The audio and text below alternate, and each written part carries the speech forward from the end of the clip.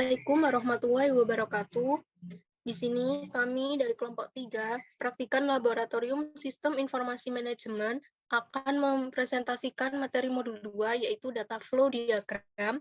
Sebelumnya, perkenalkan nama saya Seril Azalia, NPM 20094, dan rekan saya Selvi Alfionita, NPM 20092.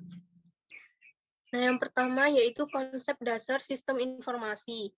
Sistem informasi sendiri dapat diartikan sebagai bagian dari sistem organisasi yang merupakan gabungan antara pengguna dan sumber daya yang tersedia, seperti teknologi dan media pengendalian informasi, dengan maksud untuk mendapatkan jalur komunikasi, memproses tipe transaksi, menyampaikan sinyal kepada tingkatan manajemen sebagai dasar informasi dalam pengambilan keputusan. Jenis-jenis sistem informasi sendiri terdiri dari sebagai berikut. Ada transaksi processing system, office automation system, dan knowledge work system. Sistem informasi manajemen. Yang keempat ada decision support system, sistem pakar dan kecerdasan buatan, group decision support system, dan computer support collaboration work system. Lalu ada executive support system.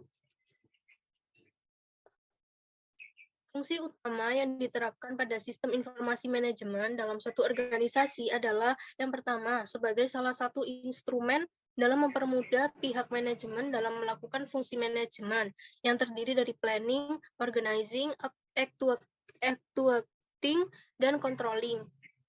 Yang kedua, terciptanya sistem organisasi yang akurat dan tepat waktu, berdasarkan orientasi dari penggunaan data yang efektif dan efisien.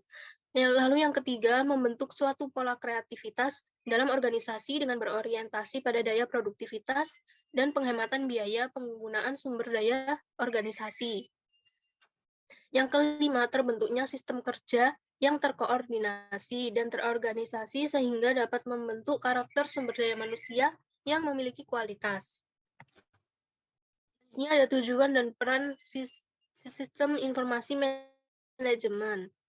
Penggunaan teknologi informasi sangat penting dalam industri untuk mengurangi resiko dan mengelola urusan. Dan industri ini perlu dilengkapi dengan teknologi informasi agar tetap kompetitif. Menurut Murdyk, Ross, dan Clagett menyampaikan bahwa ada 3 tujuan yang berhubungan dengan sistem informasi manajemen, antara lain adalah social system yang disebut dengan organisasi. Yang kedua, system of management yang digunakan organisasi dan sub-subsistemnya dalam rangka meningkatkan praktik dari operasi dan produktivitas.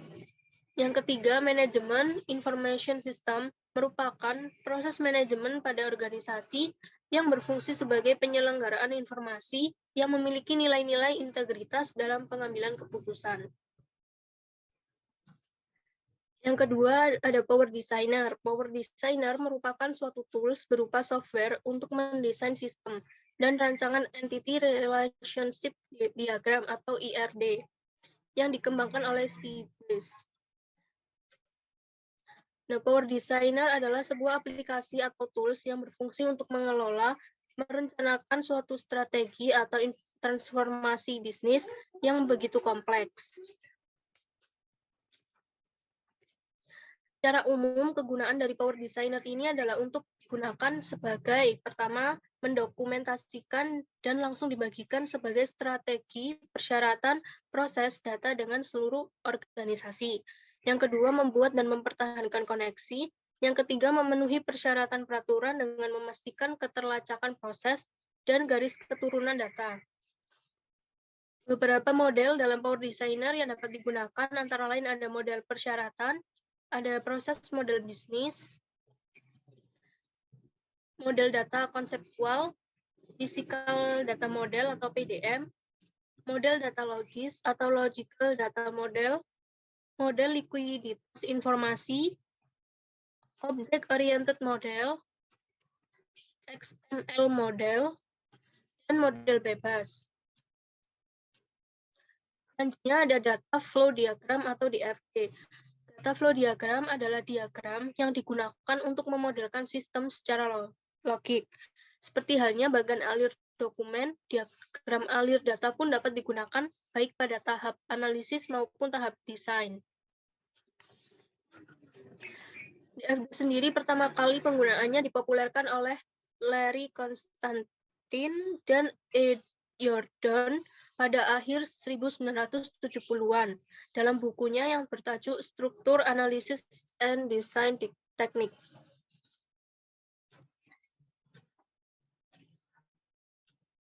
Jenis-jenis data flow diagram yang pertama ada diagram konteks. Diagram konteks menggambarkan satu lingkaran besar yang dapat mewakili seluruh proses yang terdapat di dalam suatu sistem. Selanjutnya ada diagram level 1.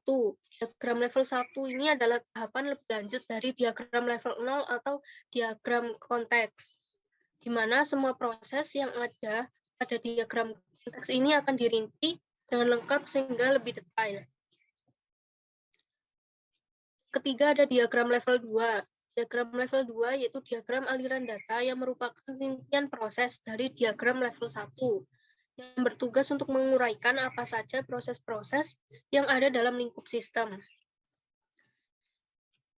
Lalu untuk fungsi dari data flow diagram sendiri, yang pertama adalah pembuatan model yang memungkinkan profesional sistem untuk menggambarkan sistem sebagai suatu jaringan proses.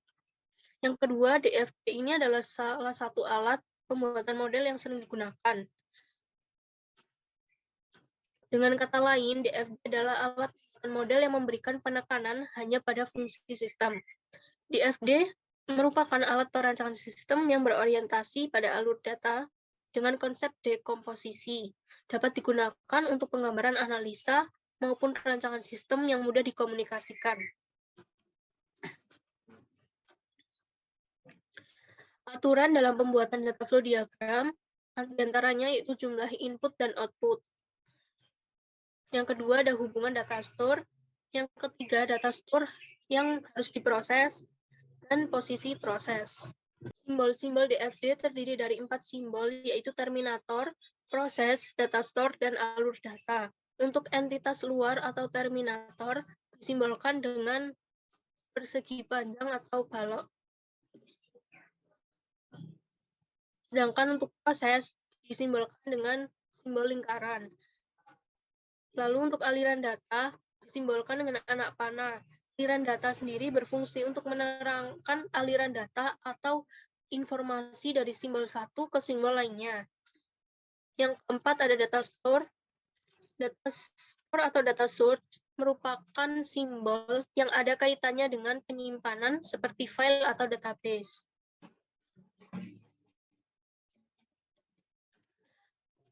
Untuk bentuk data flow diagram sendiri ada dua, yaitu diagram alur data fisik dan diagram alur data logika. Selanjutnya akan dijelaskan studi kasus dan pemrograman dengan menggunakan Power Designer.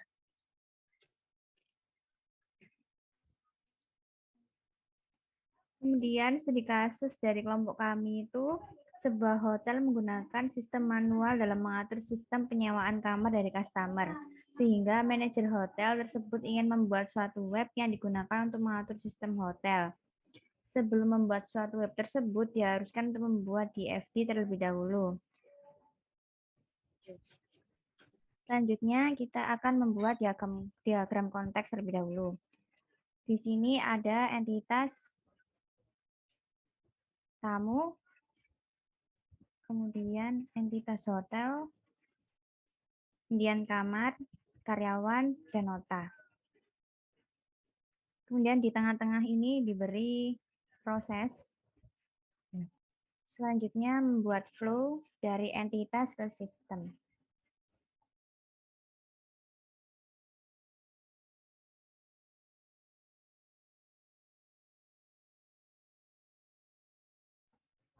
Kemudian jangan lupa diberi nama di tiap entitas, proses, dan flow.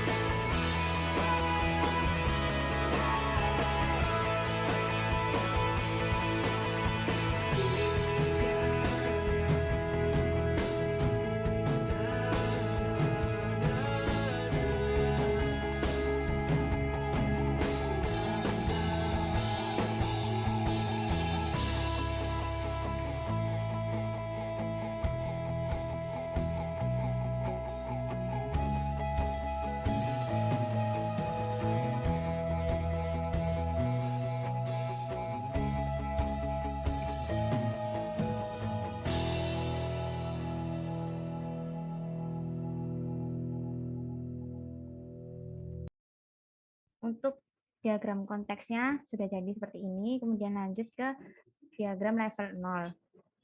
Caranya klik proses ini, kemudian open diagram. Nah, diagram seperti ini, kemudian diberi proses di tiap entitasnya.